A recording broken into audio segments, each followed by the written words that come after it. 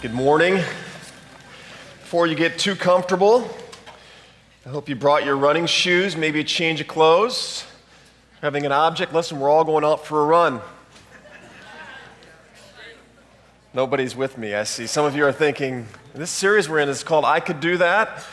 I could never do that. I could never go for a run. How many of you are thinking like, I just want to run out of this room right now if we're going to go for a run, this object lesson? For the last several years, probably the single best way that I've connected with God, that I've sought Him and I've experienced His presence is by going out, strapping on my shoes, and just heading out on a trail or heading out into the woods. No earbuds, just the quietness and the trail, and just kind of an open heart and an open mind. I run out there, I go 30, 45 minutes, and it's amazing. I come back, and I just would feel refreshed, restored, and like maybe I'd gotten some new perspective on something where I needed a little bit more clarity in my life. And right now, some of you, again, the series we're in is called I Could Do That, and some of you are thinking, I could never do that. I could never go for a run in the woods or run for 30 or 45 minutes. And I just want to say I get it. I get it more than you know, because at the beginning of this summer, I hit a wall. And I've just really struggled, to get out and run and feel good when I'm running. And I've struggled to think that I could keep doing that as a way to connect with God. In fact, the teaching team had just made these assignments for this series. And somebody had said, hey, Jeff, you should talk about when you go out and run, what happens and how you experience God. And I thought, yeah, I could do that. And somebody said, you could call it Run for Your Life. That'd be really catchy. And I thought, yeah, that would be really good. And then I'm out there one day and I'm running and I'm realizing it's been 2 or 3 weeks since I've actually connected with God when I've been out for a run. It's just all of a sudden I was running and it was sucking the air out of me to run, and running was just plain sucking.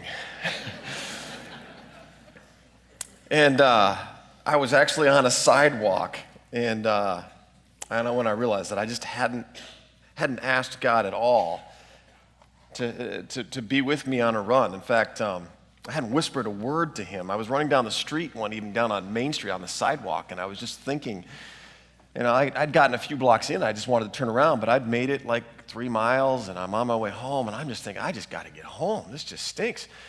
And it just occurred to me, it's I haven't even talked to God about this at all, because I couldn't catch my breath at all. And I'm like, God, I'm sorry I've been neglecting you. I'm sorry I've been a really bad running partner the last few weeks. It's all I can think of is just surviving. It's I can't think about you. I just don't even have the energy. I'm just concentrating on making it home. I got a tattoo when I turned 50, and it's a running shoe that's on my calf. And you read it one way, it says seeking God. You read it the other way, it says perseverance. My daughter designed it. I thought it was really cool. And I'm on that sidewalk. I'm thinking, great. I'm stuck with that tattoo the rest of my life. No regrets, right?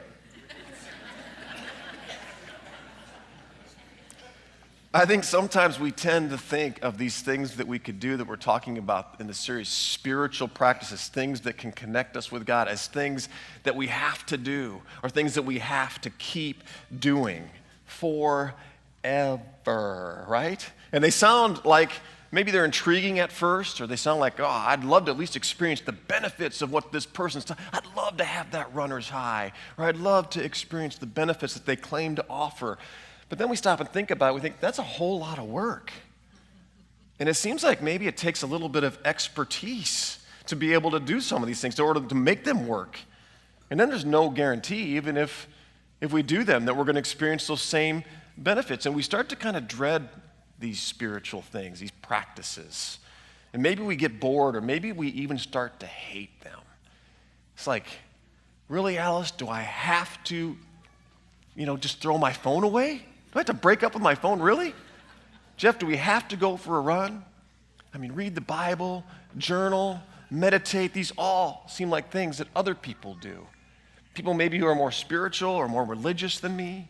People who have more time on their hands than I do. I could never do that stuff.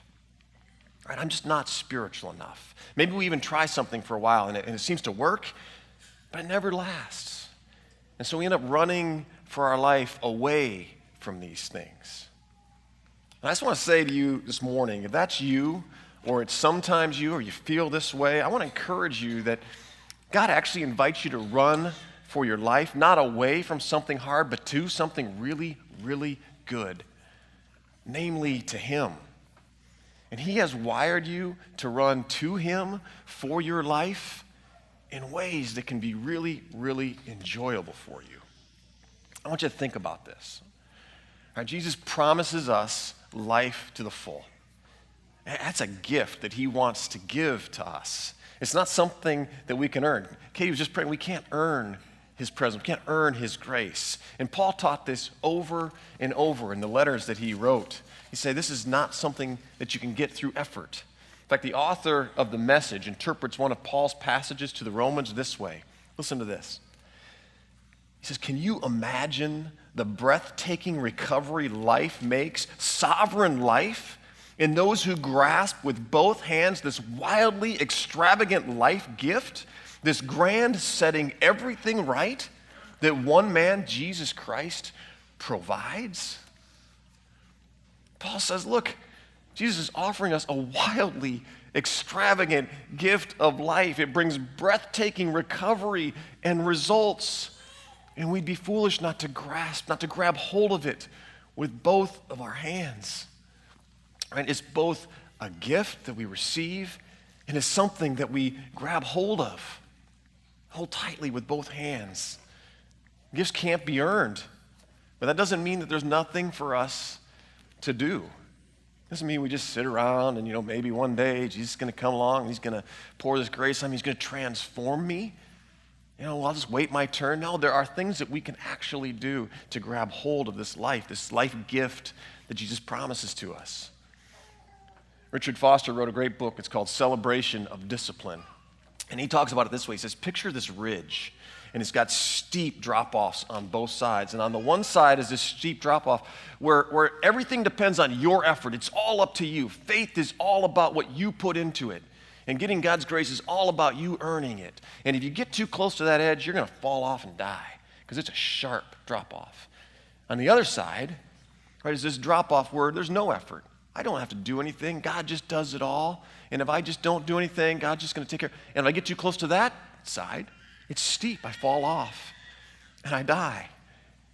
These deadly claims deadly chasms are actually called the heresy of moralism and the heresy of antinomianism. If you love those words, you might love this book. Those words are a bit big for me, but I think I get what he's saying. He's just saying that Jesus has this path of life that's up on this ridge, and it's a narrow path. He doesn't want us to veer too far one way or the other. He wants to keep us on the path so we can keep running with Him to God to receive this promise of life that God has for us. And we can grab hold of it, and we can stay in the flow of God's love for us, and He can love others through us. That's that you and I could do, that we could do, those that's that we could do are not requirements for us to loathe, not things for us to dread. They're not reserved for people who are more spiritual than we are or deeper than we are. They are gifts for us, intended to help us grow in the grace and knowledge of our Lord Jesus Christ, is what Peter says. The only requirement is this desire to know God, to have fellowship with God, to experience His presence more in our lives. Jesus says, I stand at the door and knock. And throughout the Bible, we hear this theme that God just is saying, if you seek me, I will be found by you. If you'll open the door, God is already there. Some of us just need to be reminded this morning. We need to hear again. We need to remove this hurdle that we can't actually access God. God is saying to us over and over again, I want to come in. I want to be accessed. I want to spend time with you.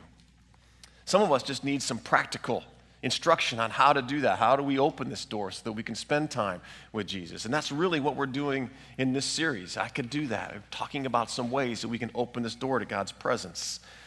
And I want to say that the how is important, and it can be really helpful. How we do this is really important. But the why is so much more important. Right? And it's important for us to have an attitude, a positive attitude that I can do that. Way more important than worrying about the details of how I do that. Tyler Ruane taught about how important it is to have our why. He did such a brilliant job teaching. What a great teaching that was. And here's the why, that we can do that we will do that. We'll have this attitude about this. It's because it's all about relationship with God. When we do those that's, it's all about receiving from God his love and his life so that we can go out and love others. It's worth it. It's so worth it. It's the primary purpose of our life. That's the point. It's not perfection over some spiritual practice. And here's the other thing. The minute that these things, those that's that we could do, become law, it just sucks the life right out of them. The minute they become something that I must do, it's like there's no more life in it. There I was on that sidewalk that day, thinking I must continue, and this run is just sucking the life right out of me. And I'm apologizing to God because of not being able to talk to him. And all of a sudden, it's like that just opened the door. Just this one word, just God, I'm sorry. And all of a sudden I heard it. I don't know if it was just a thought or if God actually whispered to me. He said, why are you running so fast? How about we slow down a little bit? I thought I couldn't go a lot slower, actually, but I think he was talking about more than just the run. How about we slow down a little bit? So for the last few weeks, I've been trying to slow down a little bit. And God's been reminding me that running for my life is about a lot more than just running. Right? It's about taking some time for some silence, some solitude, to clear some space where he can speak, taking some time for some meditation. And he's been reminding me about some things that might be helpful to share with you so that you could do that too. Spend some time in solitude with God and maybe some quiet reflection. Our world is so noisy. You notice that? We drive, even when we're alone, it's noisy. I mean, we drive and we always have the radio on. We go to work or we walk across campus or whatever we do, we've got our earbuds in. We rarely turn off the music or the talk or the news. We fall asleep with Netflix on. And even if there's not noise, it's like when there's silence, it's like we're tempted to fill the silence with our words. It's like if we don't keep talking, who's going to talk? What's going to happen? It's like if I don't keep sharing my knowledge and my opinions or my thoughts, it's like the world just might stop spinning. How are people going to live if we don't keep talking? And whose perspective is going to win out if I don't share mine? And who's going to take control if I give them the silence? Maybe God? What if all God needed was a little silence to speak profoundly into your life? Words of life into your world. What if we just set aside a little time to get alone with God and be quiet and allowed him to share his perspective with us? Allowed him to lead us. Silence and solitude is a matter of surrender and trust, and it allows God to speak his life and his truth into us and to care for us. More than that, though, solitude is God's invitation to help us deal with loneliness, the plague of our day. The world's way to deal with loneliness is simply more noise, more activity, more action. Jesus' way is to invite us to spend time alone with him. Teresa of Avila once said, settle yourself in solitude and you will come upon him in yourself. In other words, be still. Listen. God is with you. You just might encounter Jesus in the silence. It sounds strange, doesn't seem to make sense. But loneliness is inner emptiness. Solitude cultivates inner fulfillment. And we'll give Jesus that time. He'll fill us with his love and his life. And we have to have this solitude if we're going to be with others in any kind of meaningful way. When Alice taught about breaking up with her phone, she talked about removing distractions so she could hear the whisper of God. She's talking about making some room for some quiet and silence so we can hear God. Without silence, we will have trouble getting alone with God. Silence itself can transform us when we make space for God. One of the things that solitude does is it paves the way for meditation. Some of that word is like, oh, don't do that. Don't say that word. I could never do that, or I don't know we're supposed to do that. I want to tell you the Bible is full of people who meditated. People like Isaac and David and the prophets, Eli and Jeremiah and Isaiah, they practiced meditation regularly. For them, that was simply a way to listen to God and reflect on what he was saying and to rehearse God's word. They took time to listen and think about what he told them and how they could better live this out in their lives. It kept them close to God. God didn't share things with them because they had special powers and abilities. He shared things simply because they made time to listen to his word. The more they listened and practiced, the greater their capacity for God grew. That was the whole purpose of their meditation, was to grow closer to God, to have a deeper connection, deeper friendship with God. One form of meditation, Doug actually talked about earlier in this series. It's just simply going out and reflecting on God's beauty and wonder, spending time with him alone in nature. And if we will go out and just quiet ourselves and pay attention, nothing deep here, nothing fancy or super spiritual, just go out, be quiet, pay attention to God's creation. God will speak profoundly to us. And shortly after that run where I was dying on the sidewalk, I got into the woods. For my first run in the woods for the summer, the spring was horrible with all the flooding and everything, so I'm finally out in the woods, and I just hit the trail when I catch something out of the corner of my eye, just this big shadow just flying by me. And I look over and I see in the trees this huge bird the size of a crow with this bright red head. It's the first time I've ever seen a pileated woodpecker out in the woods out in Greenbelt. And then I just stopped and I listened to the birds.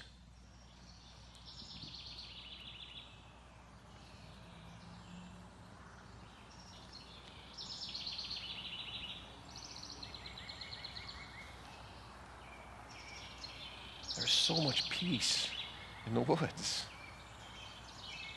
Just to sit and be refreshed and renewed by the sound of those birds just singing joyfully. A little further down the trail, I see a coyote actually jumped out in front of me on the trail. Just a small one, baby one, nothing big. And he didn't even notice me, and he run ahead of me on the trail for about 20 seconds or so, and then he dives back into the woods. I've run into beavers and mink and fox and owls and eagles, swans, all kinds of stuff out in the woods.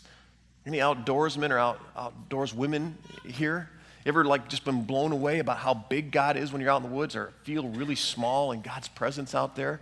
I was running out in the woods one fall. It was right after daylight savings, so it was getting darker earlier, so I was kind of running up against that, and it was kind of gray skies, starting to sprinkle anyways. A perfect night for running, like 50, no wind. It was awesome. The leaves were off the trees. They're just crunching under my feet. And all of a sudden, I hear this loud crash through the woods. And I'm like, what's that? And I turn, and right in front of me is this ginormous buck. And I thought he could tear me in half right now if he wanted to. But we kind of regarded one another.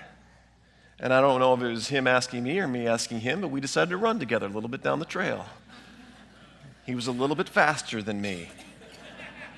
I was close enough to see the muscles twitching in his legs, right? He could see the twitching in my lip, the quivering in fear. This was just the power and the grace and the majesty of that moment was just it was overwhelming to me. And I just thought the power and the majesty and this grace and this beauty of God. It's what was it like to run with Jesus in his day? This is probably a little bit what it's like, a little bit terrifying, exciting, beautiful, wonderful, amazing. And I just had this moment of worship there in the woods. And all these experiences remind me that when you run for your life with Jesus, God can't wait to show you new and beautiful things. He can't wait to show you new and beautiful things about himself. Sometimes when I go for a run, I'm meditating on something I've read, some Bible passage I've read, or something I've read in a devotion, or maybe it's something I'm studying. And you get out in the woods and it's like there's no more studying and analyzing. It's just kind of opening up to what God wants to say to you about what it is that you've been reading. It's amazing how profoundly he'll speak to you in those moments when you give him that time. Sometimes I come back and I'm sweating all over my keyboard or all over my journal, and I just can't write or type fast enough the things and the thoughts that I want to hold on to that God shared with me in the woods. It's amazing. Sometimes I go out for a run and there's another type of meditation that happens. God just kind of, it's called recollecting or centering down, and you kind of give God what's weighing you down, and you release your anger or your fear or whatever that's bothering you, that's weighing you down, and then you ask him to kind of help you, and you give you what you need and to minister to you, and he just serves you. Sometimes I'm out there, I don't even realize what's weighing me down. I have no idea that there's something weighing me down, and I'm running for the woods. This just happened a couple weeks ago. I was running, and I noticed that there was just like this negativity that was just in my head, and I was playing this specific conflict back in my mind that I'd had with somebody. And they had misinterpreted something I had done, and then in their anger, they kind of lashed out at me, and I thought they were way out of line.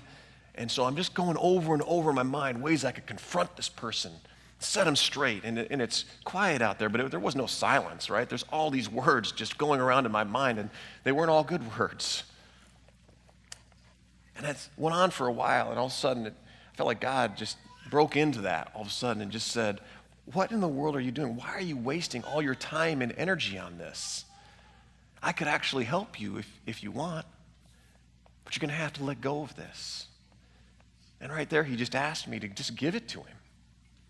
And I was able to forgive the person and just let go of it. And I was able to actually be praying for this person, for blessings for this person. Just this sense of release, and I was no longer concerned anymore with proving myself or defending my position to this person. I just was asking God, maybe just teach me what I need to learn from this situation and help me to let the rest go. This huge weight was just lifted off of my shoulders because I'd made time for some silence and solitude to let God speak. A couple cautions about solitude and meditation I just want to share with you. When I started on that run that day, I really had to go to the bathroom. And I stopped, and I was immediately attacked by like a swarm of mosquitoes, like a plague-style swarm of mosquitoes. And I realized there's not going to be any stopping. All right, there's no relieving myself, and so I just had to keep running. And that's another reason some of you are saying, I could never do that, right? I could never go for a run in the woods. I'd be literally running for my life. But this is what God said to me. He said, he goes, it's like that. There will always be obstacles to overcome when it comes to spending time, choosing to spend time alone with God in silence or meditation. It doesn't matter if you're wanting to get alone with God in the woods or if you want to get alone with God in the comfort of your own home, in a chair or in a nice, cool, comfortable place. There will always be things that will get in the way between you and God spending time alone. You may be thinking, I just don't have time for 30 minutes. How in the world could I find 30 minutes in my day? I can't even sit and drink a cup of coffee for 5 minutes without the kids interrupting me in the morning, or my husband or my wife or somebody. Maybe you're thinking the only time I ever experience any kind of silence or solitude is when I'm alone in the bathroom. And even that's no guarantee, right? Place is important. For me, the woods works. And for me, it's like a movement is important. If I sit still and try this, I'll fall asleep. I will, every time. Maybe we just need a nap. Maybe that's it. I think if we would just open ourselves up to a little bit of time, though, even the time that we have alone in spots throughout our day, God will speak profoundly to us. Maybe it's right after you wake up and nobody knows you're awake yet.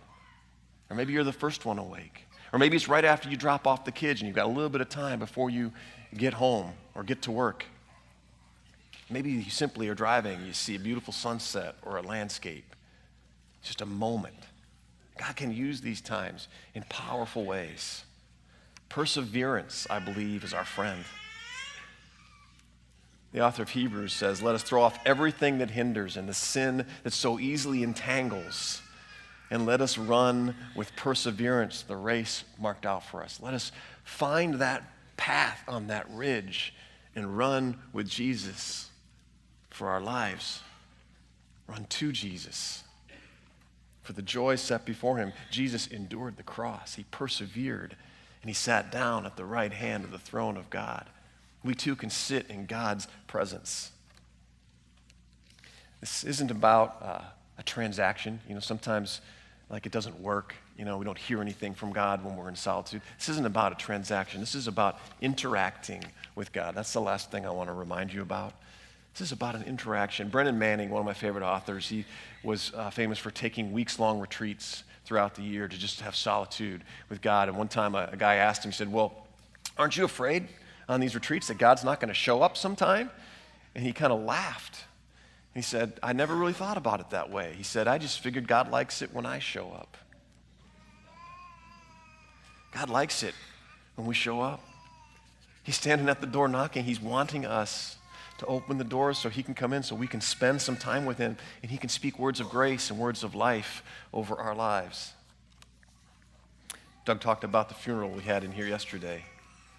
My friend who lost her husband to brain cancer a week ago wrote on her Caring Bridge page about finally getting a few moments of silence a few days after his death, and she took her dog out for a walk. And she's walking, and the dog stops, and they stop in front of this huge willow tree. She's just looking up at this willow tree, and she just felt this presence of God. And she heard him whisper to her, be strong and weep. Be strong and weep. And in that moment, it was just the assurance of God's presence with her. She could both be strong and weep because he is with her. All that in just a moment of captured solitude and silence. Solitude with God, running for your life. You could do that too. Will you pray with me? Father, we long to experience you. We long for your presence. We need your presence with us. God, you promise your presence as a gift, and so we're stuck on this ridge sometimes, feeling like we might fall off because we're working too hard and making it all about us and our effort, or we might fall off because we're not doing enough. Will you reveal to us, whether it's through solitude and meditation, or whether it's through being out in nature, or knowing our why, or whatever other people are teaching in this series, will you help us to see how you've wired us so that we can enjoy you, we can enjoy these practices, we can have the life and the love that you want for us to have, that we could stay in the flow of that life and love, that it would fill us and overflow onto others around us. It's in your name we pray. Amen.